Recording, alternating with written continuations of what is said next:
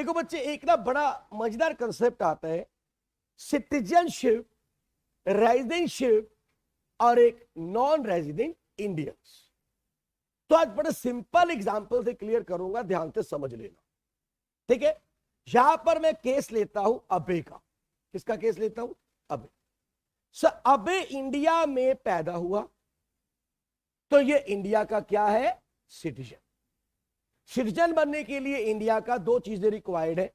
या तो आपका इंडिया में बर्थ हो, automatically you become the citizen, या आप इंडिया की सिटीजनशिप के लिए अपना अप्लाई करें और जो गवर्नमेंट की लीगल फॉर्मेलिटीज हैं आप उसे फुलफिल कर दें, you will become the citizen of India. Clear? और एक बात याद रखनी है, जो हमारा सिटीजनशिप है, it is a legal concept. It is a legal concept. समझ आ गई? यानी सिटीजन बनने के लिए दो चीजें चाहिए। एक तो अबे का यहां पे जन्म हुआ, अबे अपने आप क्या बन गया? सिटीजन। ठीक है। एक बाहर से कोई मिस्टर जॉन थे, वो कहते मैंने इंडिया की सिटीजनशिप लेनी है, उन्होंने अप्लाई किया, गवर्नमेंट ने जो लीगल प्रोविजन बताए उन्होंने फुलफिल किए, बन गए इंडिया के सिटीजन। क्लियर हो गया सर? अब आता है कंसेप्ट सर, रेजिडेंटशिप क्या होती है? पहले इंपॉर्टेंट बात sir, it is economic concept. ये क्या है? इकोनॉमिक कंसेप्ट है।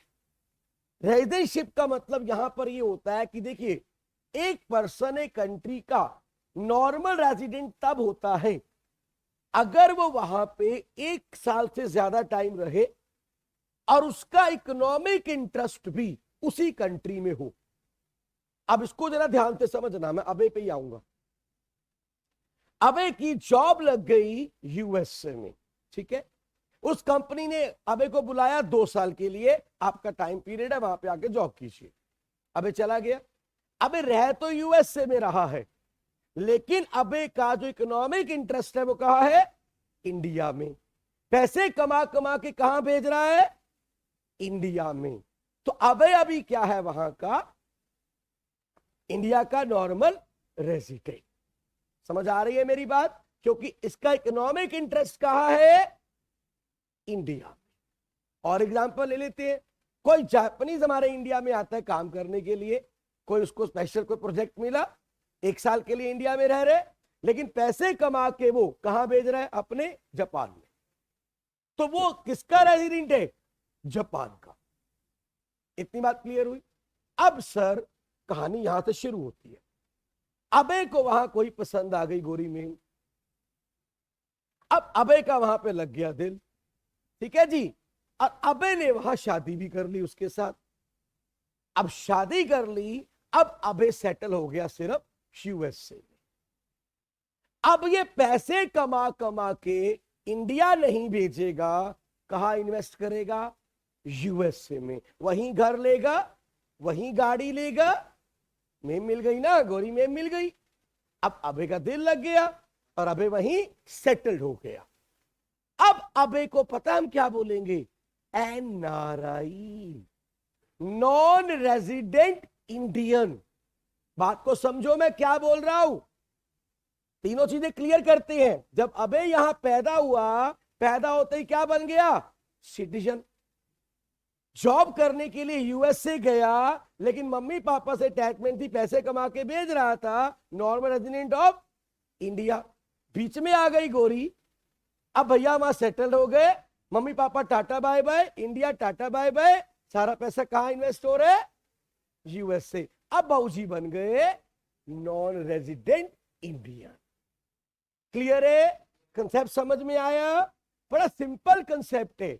जब तक मेरा इकोनॉमिक इंटरेस्ट मेरी कंट्री के साथ है, मैं इसका नॉर्मल रेजिडेंट हूं। जिस दिन मेरा इकोनॉमिक इंटरेस्ट खत्म हो गया, मतलब मैं कमा के पैसे यहां भेजने वाला नहीं हूं, मैं बन जाऊंगा NRI, non resident India. Clear है? अब भूलोगे कभी? क्लियर रहेगा?